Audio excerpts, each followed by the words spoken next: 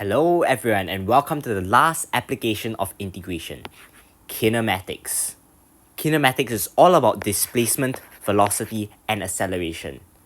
Usually, displacement will be represented by S, velocity with V, and acceleration with A. Now what I need you to remember is that the derivative of displacement is velocity, and the derivative of velocity is acceleration. Now as such, if we integrate the acceleration, we'll get back velocity, and if we integrate velocity, we'll get back the displacement. So if we have a function for either one of these quantities, we can differentiate or integrate to get a function of the other quantities. By now you may be wondering, what is displacement? What is velocity? And what is acceleration? Velocity is just your rate of change of displacement over time. And acceleration is your rate of change of velocity over time based on these two equations. But what is displacement and how is it different from distance? Displacement is what we call a vector quantity which has direction, while distance only has magnitude. So if we go from this black point to this green point, the displacement is 5 meters. The distance traveled is also 5 meters. If we go around over here to this green point, the distance traveled, the total distance traveled is 12 meters, but our displacement is relative to the original position. Your displacement is negative 2 meters.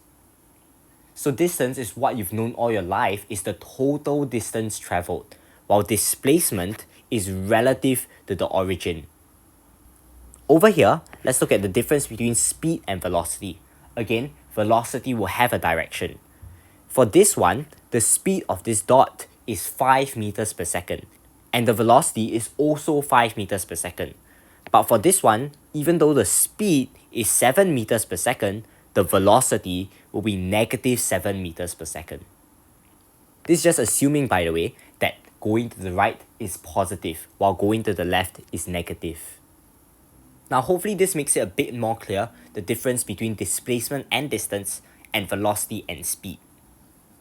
Now you may have seen the formula before when you want to find average speed. Average speed is total distance over total time. Similarly, average velocity will just be total displacement over total time.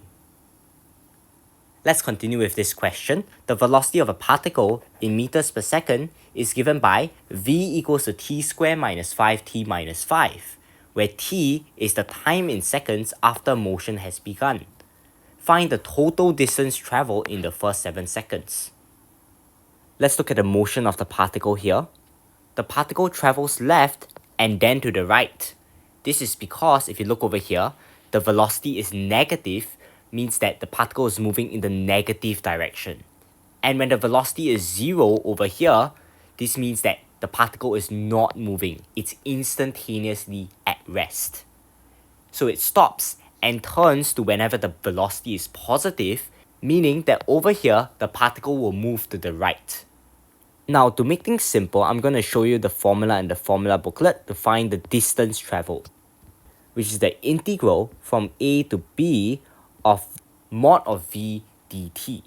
Now what this represents is the total yellow area over here. A and b over here just represent the starting and ending points. So the distance traveled will just be 0 to 7 of mod of v, and v is t squared minus 5t minus 5 dt. And usually, kinematics questions will be in paper 2, so we can just input this into the GDC. Without a GDC though, we'll just manually find this area and then this area, using our methods from area under a curve. Now we have another question here. Given that the initial displacement of this particle is 2 meters, find the displacement of the particle after 7 seconds. So to find the displacement, we're going to integrate the velocity. So this becomes t cubed over 3 minus 5 over 2t squared and then minus 5t, and don't forget your plus c. Now if your initial displacement is 2 meters, this means that when t equals to 0, your displacement is 2. So this actually just means that c equals to 2. And since I want to find the displacement after 7 seconds, I can just substitute t equals to 7 into this displacement function. And we should get that s equals to negative 247 over 6. Alright, thank you so much for watching, and now we're done with the applications of integration. Here's the summary sheet for the applications of integration.